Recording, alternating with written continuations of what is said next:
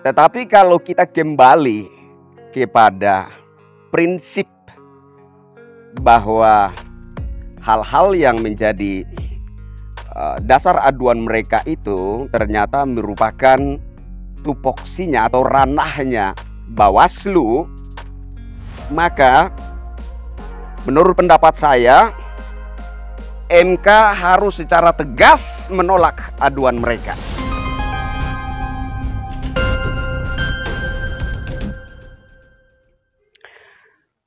Assalamualaikum warahmatullahi wabarakatuh. Salam sejahtera, shalom, Om Swastiastu, Namo Buddhaya, salam kebajikan. Ketemu lagi dengan saya Kristianto Yen Oni, salam NKRI. Kali ini terkait upaya gugatan hasil Pilpres 2024 ke MK. Hal pertama, hubungan antara pasangan Anies Baswedan Muhaimin Iskandar dengan pasangan Ganjar Pranowo Mahfud MD ini kelihatan renggang, tidak lagi mesra, tidak lagi searah meskipun tujuannya sama, yakni menggugat hasil Pilpres 2024 dengan tujuan agar MK membatalkan Pilpres 2024 dan kemudian memberikan semacam instruksi atau perintah untuk dilaksanakan pemilu ulang dengan mendiskualifikasi pasangan Capres-Cawapres 02 Prabowo Gibran, hanya melibatkan pasangan Capres-Cawapres Anies Baswedan Muhaimin Iskandar dan Ganjar Pranowo Mahfud MD, katanya. Jadi yang kedua yang ingin saya tanggapi adalah sejak awal mereka sudah wanti-wanti ya memainkan narasi bagaimana supaya MK itu tidak menjadi mahkamah kalkulator katanya. Padahal kalau kita bicara tentang hasil Pilpres, mau tidak mau Mahkamah Konstitusi harus berlaku sebagai mahkamah kalkulator. Karena yang akan diadili di sini adalah hasil. Nah, hasil Pilpres tentu saja berkaitan dengan angka-angka. Nah, kalau kita bicara tentang angka-angka, maka yang akan dilakukan adalah hitung-hitungan. Nah, bagaimana MK itu tidak berlaku sebagai mahkamah kalkulator sementara yang akan diadili di sini adalah hasil dan hasil itu berkaitan dengan angka-angka. Ya kan? Tetapi saya mengerti bahwa pihak-pihak yang sedang berupaya menggugat hasil Pilpres ke MK ini menyadari bahwa sesungguhnya dalil-dalil yang akan mereka adukan ke MK sebenarnya bukan ranahnya MK. Dalil yang akan mereka adukan itu bukan ranahnya MK. Gibran Rakabuming Raka yang jadi cawapres pendamping Bapak Prabowo karena diloloskan oleh MK atau karena ada perubahan norma pasal undang-undang terkait syarat batas usia capres-cawapres, terus kemudian katanya ada penyaluran bansos yang tidak normal di masa kampanye Pilpres 2024. Nah, ini yang mau mereka adukan sebagai bukti bahwa Pilpres 2024 itu terindikasi kecurangan. Nah, kalau kita amati hal-hal ini yang mereka jadikan dalil aduan ke MK ini bukan ranahnya MK. Itu merupakan ranahnya Bawaslu. Tapi mereka sudah wanti-wanti. Mereka menyadari bahwa itu bukan ranahnya MK. Sehingga mereka wanti-wanti dengan cara semacam ada satu upaya mendorong MK itu agar tidak menjadi mahkamah kalkulator.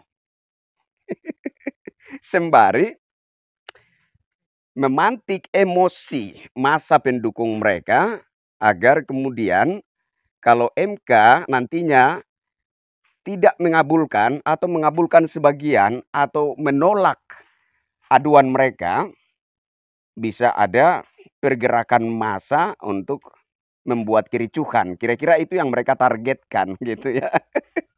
Jadi mereka memainkan narasi, MK bukan mahkamah kalkulator dan lain sebagainya. Ya tujuan mereka ya itu semacam ada upaya pencucian otak bagaimana supaya masa pendukung mereka itu nantinya bisa disulut emosinya untuk bereaksi. Begitu. Nah, pertanyaan saya begini, kalau hal-hal yang mereka jadikan dalil ini merupakan ranahnya Bawaslu dan mereka mencoba melakukan upaya semacam pemaksaan terhadap MK agar MK dapat mengadili ini. Apakah ini juga bukan merupakan sebuah uh, sebuah bentuk ketidakpatuhan terhadap mekanisme peraturan yang ada di negara kita, ya kan? Mungkin saja mereka punya dalil bahwa Bawaslu sudah tidak dapat dipercaya, ya enggak sih?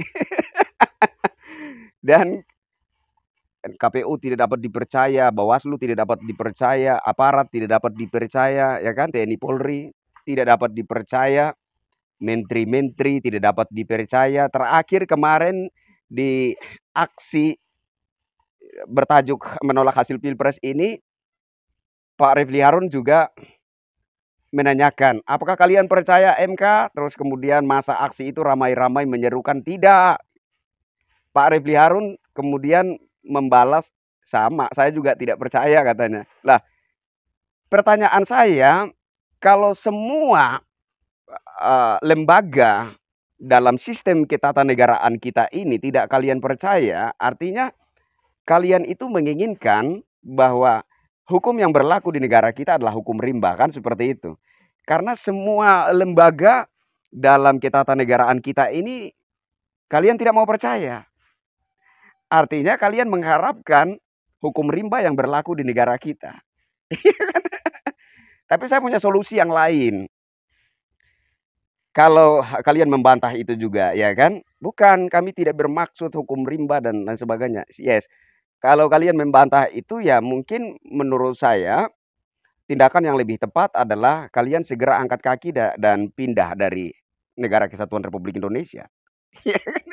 Karena negara ini punya sistem ketatanegaraan dan untuk hal apapun ada yang mengaturnya, kan seperti itu. Nah, kalau lembaga-lembaga yang mengatur hal ikhwal yang terjadi di negara kita ini, semuanya menurut kalian sudah tidak dapat dipercaya, wes mungkin pilihan yang paling tepat itu kalian angkat kaki, segera pindah dari negara kesatuan Republik Indonesia. Cari negara yang mungkin sistemnya kalian sukai, mungkin sistemnya kalian anggap benar. Kan begitu. Oke, yang ketiga, ini sifatnya kuat-kuatan ya. Saya melihat kemarin dari pihak Prabowo Gibran menyiapkan 35 pengacara, ya kan? Terus dari pihak Ganjar Pranowo Mahfud MD itu menyiapkan 100 pengacara. Dari pihak Anies Baswedan Muhaimin Iskandar menyiapkan 1000 pengacara. Nah, ini kemudian menjadi tanda tanya bagi saya. Ini tujuannya untuk menyengketakan hasil Pilpres atau mau berkelahi ya? Kan begitu. Tapi nggak apa-apa, itu hak mereka, ya kan? Tapi di Mahkamah Konstitusi sana ternyata ada pembatasan. Dan saya pikir itu pembatasan yang sangat wajar. Nah, bagaimana kalau 1000 pengacara itu diizinkan semua masuk dalam ruang persidangan? Apakah tidak kemudian menimbulkan satu kekacauan yang baru, kan begitu. Nah, kemudian di sisi yang lain saya melihat apakah 100 pengacara atau 1000 pengacara itu adalah pengacara-pengacara yang sudah berpengalaman dan pengacara-pengacara yang berkelas, pengacara-pengacara yang handal, ataukah sekedar pengacara-pengacaraan orang-orang yang baru lulus jadi pengacara dan kemudian memanfaatkan kisruh soal hasil Pilpres 2024 ini sebagai panggung untuk mendongkrak popularitas mereka, kita nggak tahu ya. Tapi itu hak mereka juga, ya kan? Nah, kalau kita bicara tentang kuat-kuatan, kita lihat di sisi kubu Prabowo Subianto Gibran Rakabuming Raka. Awalnya kan ada Pak Yusril Iza Mahendra, ya kan?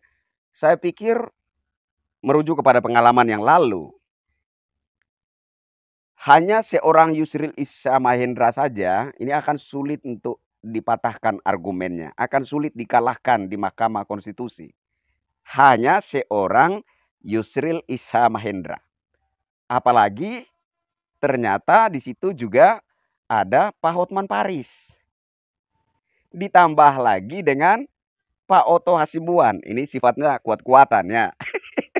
Jadi apakah kubu Anies Baswedan Muhaimin Iskandar ini Anies Baswedan Muhaimin Iskandar dan Ganjar Pranowo Mahfud MD ini sudah melakukan hitung-hitungan yang matang bakalan menghadapi para pengacara kaliber yang berdiri di pihak Prabowo Subianto Gibran Rakabuming Raka ini atau belum gitu. Saya pikir perlu juga ada hitung-hitungan yang matang supaya nanti argumentasinya atau adu pendapatnya, adu pandangannya di MK itu menjadi berkualitas, menjadi bermartabat gitu ya. Jangan jumlahnya saja yang 1000, jumlahnya saja yang 100. Ya, kalau digabungkan misalkan kubu Anies Baswedan Muhaimin Iskandar dan Ganjar Pranowo Mahfud MD ini digabungkan artinya 1.100 pengacara. Nah, jangan sampai 1.100 pengacara ini nanti malu-maluin menghadapi 3 orang pengacara kaliber ini gitu. Karena kita bicara tentang kualitas ya kan, kita bicara tentang bobot ya kan, entah itu pandangan, argumentasi atau pemaparan bukti-bukti yang mereka miliki, ya kan? Nah, jadi menurut saya, ya, apapun upaya yang dilakukan, entah itu berdasarkan ambisi kekuasaan atau yang mereka sering gaungkan katanya ini terkait penegakan demokrasi, apapun itu terserah, apapun dasar mereka. Saya berharap bahwa kubu Anies Baswedan Muhaimin Iskandar maupun juga kubu Ganjar Pranowo Mahfud MD ini melakukan hitung-hitungan yang matang dulu sebelum memasuki tahap persidangan itu agar supaya ada semacam adu argumen yang berkelas, yang berbobot, yang bermartabat gitu. Jangan pula nanti malu-maluin gitu, ya kan? Nah, jadi tetapi kalau kita kembali kepada prinsip bahwa hal-hal yang menjadi dasar aduan mereka itu ternyata merupakan tupoksinya atau ranahnya Bawaslu, maka menurut pendapat saya MK harus secara tegas menolak aduan mereka. Karena itu bukan ranahnya MK. Kalau mereka mau mempersoalkan itu, mengingat itu adalah ranahnya Bawaslu, silakan dipersoalkan di Bawaslu. Tapi saya pikir ke Bawaslu juga mereka akan mental. Kenapa? Bawaslu akan menjawab itu sudah diurusikan begitu. Jadi yang mereka persoalkan ini bukan tidak ditanggapi, bukan tidak diurusi. Sudah ditanggapi, sudah diurusi. Tetapi mereka ngeyel, belum menerima. Jadi saya senang sekali tuh dengan tanggapan dari Mas Gibran Rakabuming Raka. Ya silakan saja, ada jalurnya, ya kan, aturan dan mekanismenya sudah diatur.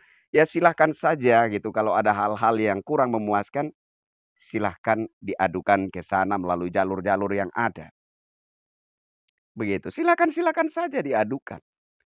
Nah, kalau itu jalurnya ada di Bawaslu dan kemudian MK ini dipaksakan untuk mengadili ini, untuk mengurusi ini, apakah itu bukan satu pelanggaran juga? Ya kan? Apakah MK nanti tidak dituduh merampas ranah tupoksi Bawaslu? Nah, jadi saya pikir MK sebaiknya berpikir juga gitu, ya kan? Pihak MK sebaiknya berpikir juga apakah aduan dari maksud saya menimbang untuk apakah aduan dari pihak Anies Baswedan, Muhaimin Iskandar, dan Ganjar Pranowo Mahfud MD ini layak diterima dan disidangkan di MK atau tidak. Saya pikir ini penting sekali. Mengingat bahwa pemilih Prabowo Gibran di Pilpres 2024 itu lebih dari 50% gitu. Kalau sampai misalkan nanti ada alibi bahwa karena ada tekanan masyarakat sehingga itu dipaksakan untuk disidangkan, bagaimana kalau lebih dari 50% pemilih Prabowo Gibran ini juga kemudian bereaksi menyikapi ini? Apa tidak semakin kisruh ini negara? Ya kan? Jadi saya berharap MK memikirkan matang-matang, mempertimbangkan matang-matang untuk sebelum menerima dan sampai kepada tahap persidangan. Begitu. Kalau itu adalah ranahnya Bawaslu, sebaiknya dilimpahkan kembali ke Bawaslu. Mengingat negara ini punya aturan, mekanisme, negara ini punya sistem yang menurut saya harus kita patuhi bersama-sama.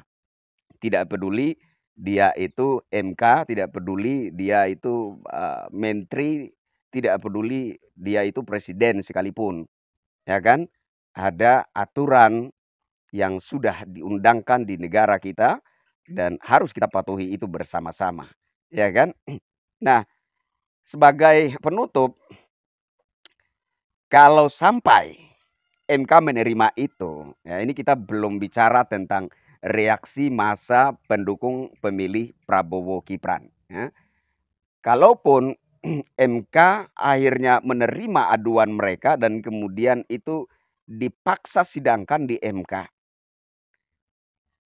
Kembali lagi seperti yang saya bilang tadi, kalau kita bicara kuat-kuatan, kita lihat saja nanti bagaimana perhelatan di MK nanti. Apakah berbobot argumentasi serta bukti-bukti yang akan disodorkan, dipaparkan oleh pihak Anies Baswedan, Muhaimin Iskandar, dan Ganjar Pranowo Mahfud MD atau tidak?